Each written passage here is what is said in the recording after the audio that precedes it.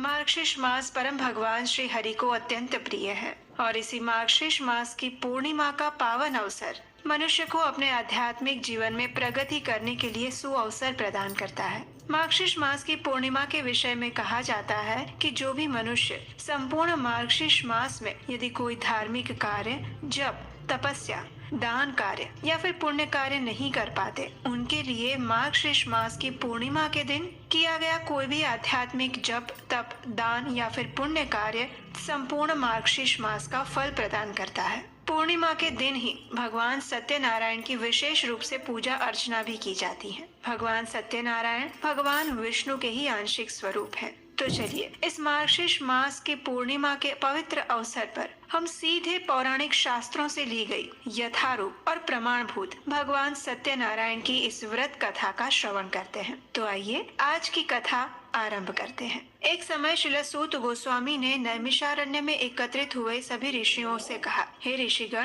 पूर्व काल में उल्कामुख नामक एक जितेंद्रिय, सत्यवादी और पराक्रमी राजा थे। वे राजा प्रतिदिन भगवान के मंदिर में जाते, दान देकर ब्राह्मणों को संतुष्ट करते और उनकी पत्नी का नाम भद्रशिला था। वो अत्यंत सुंदर, पति परायण और सती स्त्री थी। राजा और रानी के साथ समुद्र के तीर पर जाकर सत्यनारायण का व्रत किया करते थे। एक दिन जब राजा इस प्रकार व्रत कर रहे थे तो वहाँ पर साधु नामक एक वणिक आते हैं। वे व्यापार के लिए अनेक प्रकार के रत्न आदि पदार्थों को अपनी नौका में भर कर लाए थे। वणिक समुद्र के किनारे अपनी नाव को खड़ी करके तट के समीप आए और व्रत करते हुए राजा को देखकर अत्यंत विनम्रता से पूछने लगे। साधु नामक वणिक ने कहा, हे राजन, भक्ति युक्त चित्त से होकर आप कौन सा अनुष्ठान कर रहे हैं? कृपया मुझे इस विषय में बताएं। ये सुनकर राजा ने कहा, हे साधो, मैं अपने बंधु बांधवों के साथ अतुलनीय तेज युक्त भगवान विष्णु की पूजा कर रहा हूँ। मेरा ये व्रत संतान प्राप्ति के लिए है।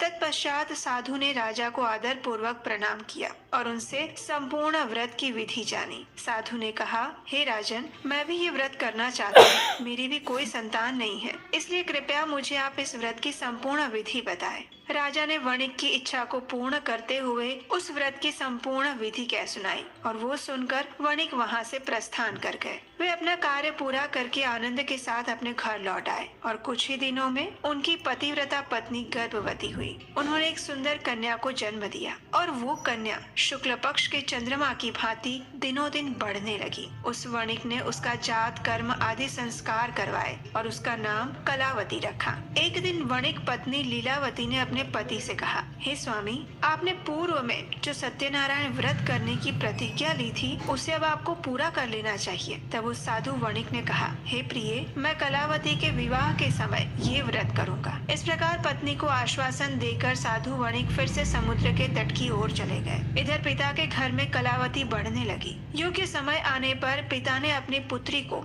विवाह के योग्य देखा और फिर वे अपने बंधु बांधवों से परामर्श करके उसके लिए योग्य वर ढूंढने लगे और इस कार्य के लिए उन्होंने दूत को भेजा। दूत साधु का आदेश पाकर कांचन नगर में गया और वहाँ कलावती के योग्य एक उत्तम वर की खोज करके वहाँ से उस वणिक पुत्र को साथ लेकर लौट आया। साधु वणिक उस सुंदर और सद्गुणी वणिक कुमार को देखकर अत्यंत प्रसन्न हुए और अपने जाति बंधुओं के साथ मिलकर प्रसन्नता पूर्वक यथाविधि अपनी कन्या का उन्होंने विवाह करवाया। और दुर्भाग्यवश वह वणिक कलावती के विवाह के समय भी सत्यनारायण व्रत करना भूल गए और उसके बाद देव उन पर क्रुष्ट हो गए। कुछ दिनों बाद व्यापार में निपुण वणिक अपने श्रीमान जमाता के साथ व्यापार के लिए बाहर गए थे। राजा चंद्रकेतु के राज्य में समुद्र के पास रमणीय रत्नसार नगर में वे जा पहुँचे। वहाँ एक रहने का स्थान बनाकर अपना व्यापार चलाने लगे और उसी समय भगवान सत्यनारायण ने साधु नामक उस वणिक को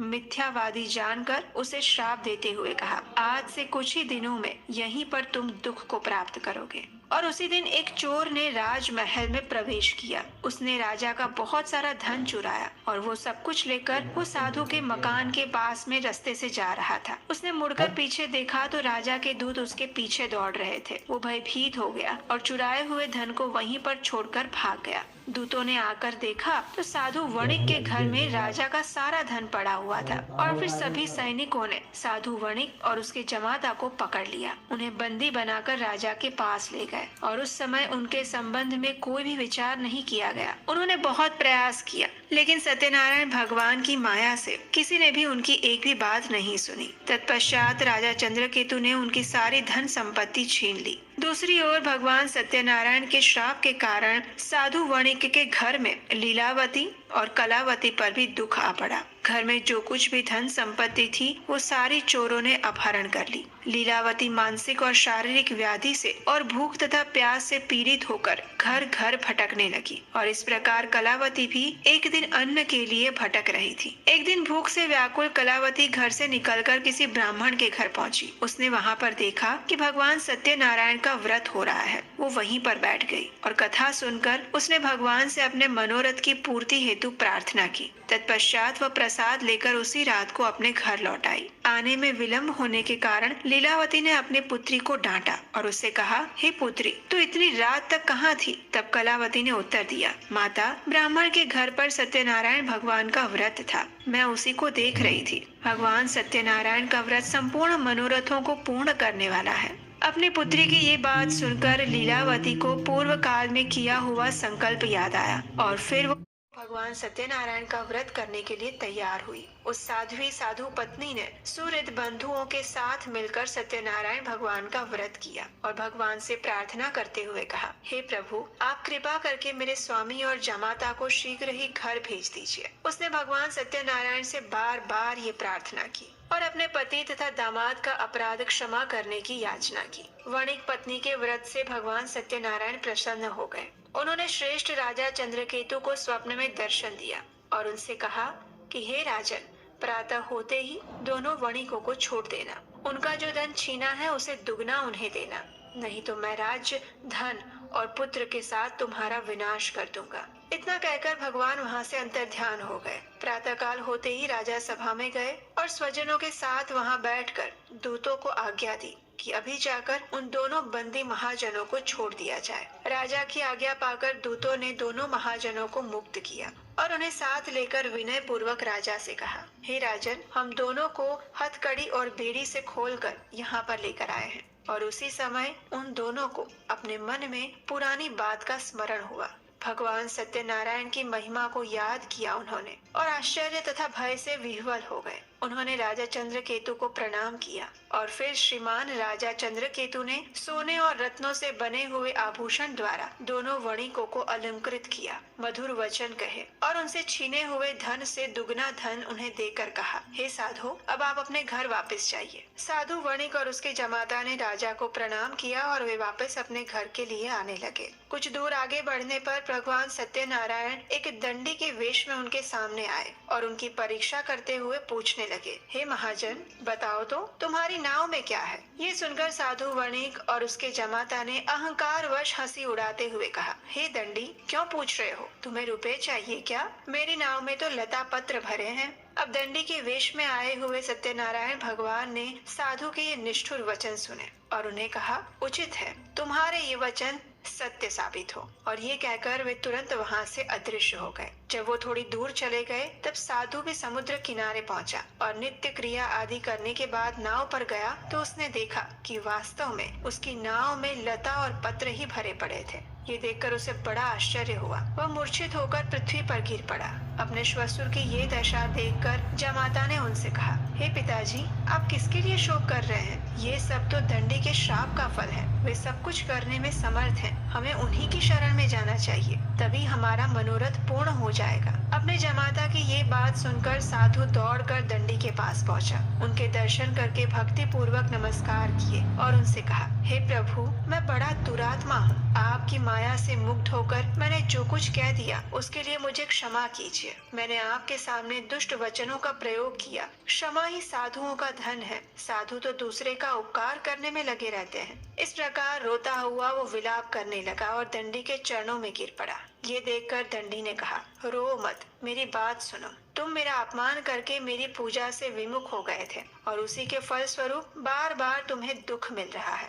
दंडी के रूप में आए हुए भगवान के ये वचन सुनकर साधु ने कहा, हे प्रभु, ब्रह्मा आदि स्वर्गवासी देवता आपकी माया से मोहित होकर आश्चर्यमय रूप और गुणों को नहीं जान पाते। मैं भी आपकी माया से मुक्त हूँ। मैं अपने वैभव के अनुसार आपकी पूजा करूँगा। मैं आपके शरणागत हूँ। मुझे पुत्र और वित्त दीजिए। कृपया मेरी रक्षा कीजिए। इस प्रकार साधु के भक्ति युक्त वचनों को सुनकर भगवान श्री हरि तुष्ट हो गए और उन्होंने साधु को मन चाहा वर देकर वहीं पर अंतर ध्यान हो गए। तत्पश्चात साधु ने नाव पर चढ़कर देखा तो उसकी नाव फिर एक बार रत्न आदि से भर चुकी थी। तत्पश्चात साधु वणिक ने अपने मित्रों और जमाता के साथ मिलकर विधि पूर्वक भगवान सत्यनारायण का व्रत और उनकी पूजा की। बड़े हर्ष के साथ यात्रा आरंभ की और नौका बड़े वेग से चलने लगी। दोनों कुछ ही समय में अपने देश में वापस आ पहुंचे और तब साधु ने अपने जमाता से कहा, हे वत्स, ये देखो, मेरी पूरी दिखाई दे रही है। तत्पश्चात साधु ने अपने धन के रखवाले दूत को नगर में भेजा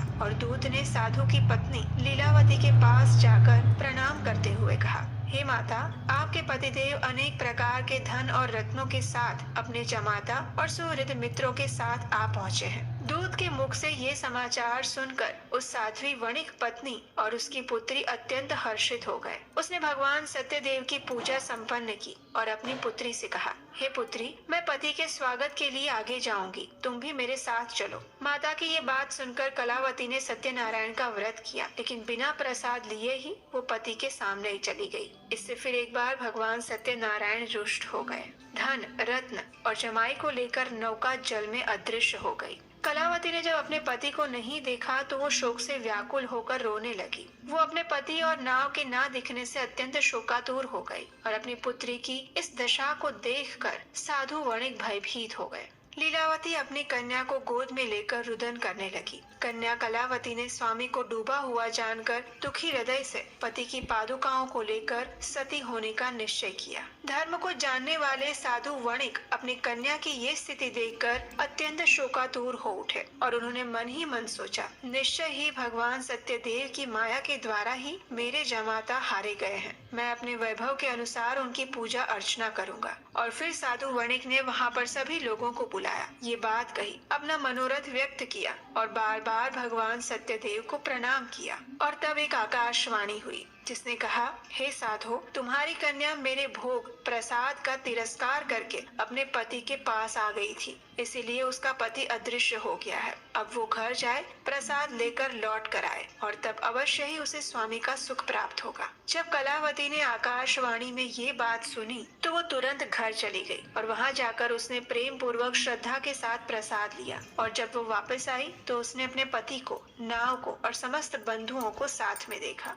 उस कन्या ने अपने पिता से कहा, हे पिताजी, आइए अब हम घर चलते हैं, अब देर क्यों करें। कन्या की इस बात को सुनकर वणिक प्रसन्न हो गया और विधि विधान के साथ भगवान सत्यनारायण की पूजा करके धन, रत्न और बंधुओं के साथ अपने घर आ पहुंचा। तत्पश्चात प्रत्येक संक्रांति और पूर्णिमा के दिन यथाविधि भगवान सत्यनारायण की पूजा करता हुआ वो इस लोक में सुखी होकर अंत में सत्यपुर को प्राप्त हो गया। कथा का समापन करते हुए श्रील सूत गोस्वामी ने कहा, हे ऋषिगण, इस व्रत का आचरण करके मनुष्य समस्त दुखों से मुक्त हो जाता है। विशेषतः कलयुग में सत्य पूजा महान फल देने वाली है। इन देव को कोई सत्य नारायण कहते हैं और कोई सत्य देव कहते हैं। ये अनेक रूप धारण करके सबके मनोरथों को पूर्ण करते हैं और ये सनातन सत्य देव कलयुग में सत्य व्रत के रूप में अवतरणित हुए हैं। जो भी मनुष्य नित्य इसका पठन या श्रवण करता है, भगवान सत्यदेव के प्रसाद से उसके समस्त पाप नष्ट हो जाते हैं। तो ये थी आज की मार्गशीर्ष मास के पूर्णिमा के पावन अवसर पर भगवान सत्यनारायण की प्राचीन पौराणिक व्रत कथा।